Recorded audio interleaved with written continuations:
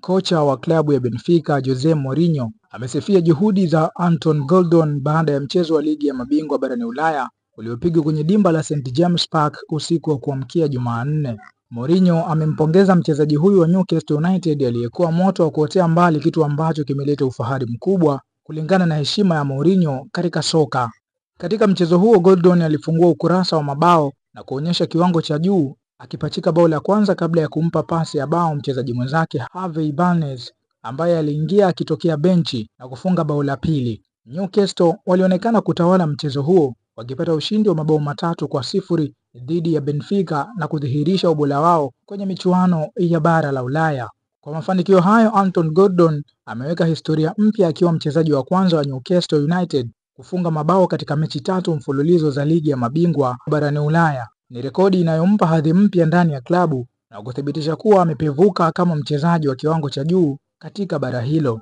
Uchezaji wake wa kiwango cha juu ulimfanya atangazwe kuwa mchezaji bora wa mechi, na mashabiki wa Newcastle walishuhudia kijana huyo akionekana kuwa nyumbani kabisa katika jukwaa kubwa la soka barani Ulaya. Alikuwa na kasi, ubunifu na utulivu mkubwa mbele ya lango, sifa ambazo ziliwavuruga kabisa wachezaji wa Benfica. Baada ya mchezo, Gordon alionekana mwenye furaha isiyo kifani, akisema anafurahia kucheza kwenye kiwango cha juu katika mechi yenye ushindani. Kocha Mourinho ambaye amewahi kufundisha vilabu vikubwa kama Real Madrid, Chelsea na Inter Milan hakusita kumpongeza Gordon kwa uchezaji wake wa hali ya juu. Ingawa timu yake ilipoteza kwa tofauti kubwa ya mabao, Mourinho alionyesha heshima kubwa kwa kijana huyo kwa maneno yake mafupi lakini yenye uzito mkubwa.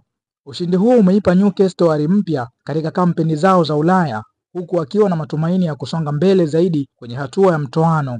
Mashabiki wa klabu hiyo waliimba jina la Gordon kwa nguvu, wakitambua kuwa wamepata nyota mpya anayeweza kuleta mafanikio makubwa katika timu yao. Sasa changamoto inayofuata kwa Gordon na Newcastle ni kuendeleza kiwango hicho kizuri katika mchezo wa ligi kuu ya England dhidi ya Fulham utakaopigwa nyumbani siku ya Jumamosi. Ikiwa ataendeleza moto wake huo, huenda Gordon akawa sio tu mkombozi wa Newcastle, bali pia mmoja wa wachezaji wanaoibukia kwa kasi zaidi barani Ulaya ndani ya msimu huu.